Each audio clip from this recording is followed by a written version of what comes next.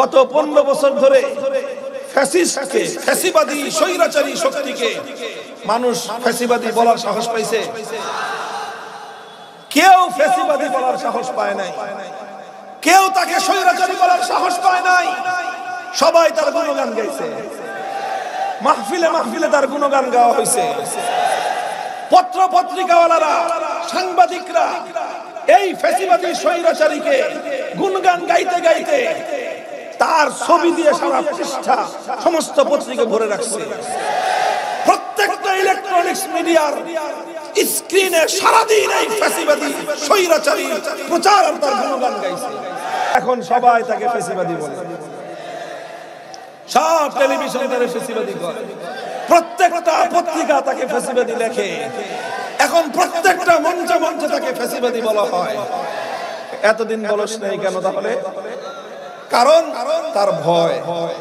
কি কারণে বলে নাই? তার ভয়ে, তার প্রভাবের কারণে বলে নাই। ঠিক আজ আমি আপনাদের সামনে যে কথা বললাম, এই সমাজকে তাগুত গ্রাস করে নিয়েছে, এই জন্য এই সমাজ তাগুতের পরিচয় তুলে ধরে না। আমাদেরকে সাহস করতে হবে, হিম্মত করতে হবে, সমাজ থেকে তাগুতের শেকড় শুদ্ধ উপড়ে ফেলতে হবে।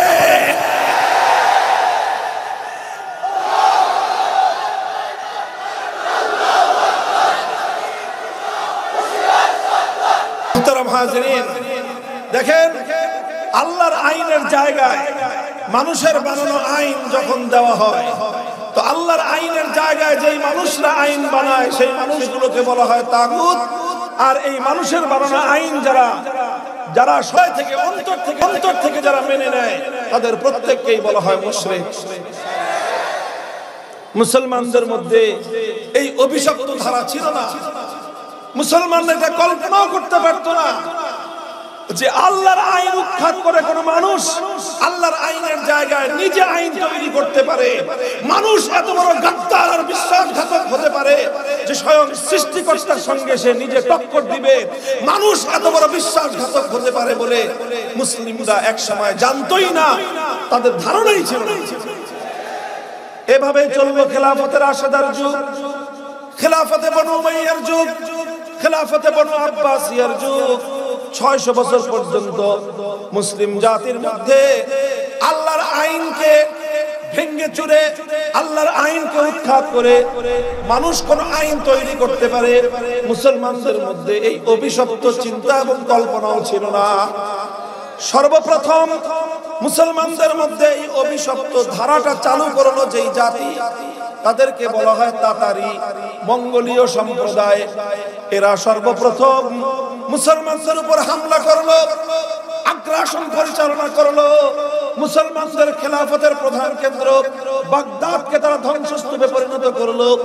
লক্ষ লক্ষ মুসলমানদেরকে তারা শহীদ এবং হত্যা করলো। এই সব কিছু করে মুসলিম বিশ্বের বিশাল একটা এলাকা এই তাতারিরা দখল করে নিল।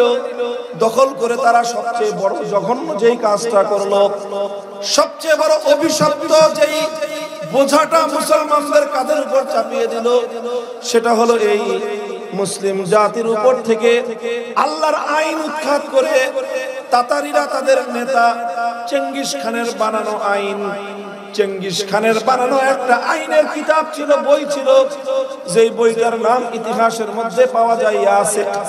এই ইয়াসেক নামীয় চেঙ্গিসের বানানো আইন মুসলমানদের উপর চাপিয়ে দিল। মুসলমানদের উপর সর্বপ্রথম আল্লাহর আইন উৎখাত করে মানুষের বানানো আইন চাপিয়ে দেওয়ার এই অভিশাপ নেমে আসলো। এই অভিশাপ যখন নেমে আসলো, মুসলমানরা এক মুহূর্তের জন্য এটাকে মনে প্রাণে মেনে নেয় নাই। এর বিরুদ্ধে সংগ্রাম করেছে, লড়াই করেছে, জিহাদ করেছে, রক্ত দিয়েছে। হাজার হাজার নয়, লক্ষ লক্ষ মুসলমান শাহাদাতের সুধা পান করেছে, অকাতরে জীবন দিয়েছে। ওলামায়ে কেরাম তারা অনেক ত্যাগ আর কুরবানি আর জুলুমের শিকার হয়েছে। শাইখুল ইসলাম ইবনে তাইমিয়া রাহমাতুল্লাহি আলাইহি 6 বার কারাগারে বন্দী হয়েছে। জীবনের বেশিরভাগ সময় তিনি কারাগারে অবরুদ্ধ অবস্থায় অতিক্রম করে দিয়েছেন। সব কিছু করেছেন, কিন্তু এক মুহূর্তের জন্যও আল্লাহর আইনের পরিবর্তে কোনো মানব রচিত আইনকে তারা মেনে নেন নাই। এর বরকতে মুসলমানদের ত্যাগ, কুরবানি, সংগ্রাম এবং জিহাদের ফলে আবার আল্লাহ পাক রব্বুল আলামিন মুসলমানদের উপর সাহায্য নাজিল করলেন।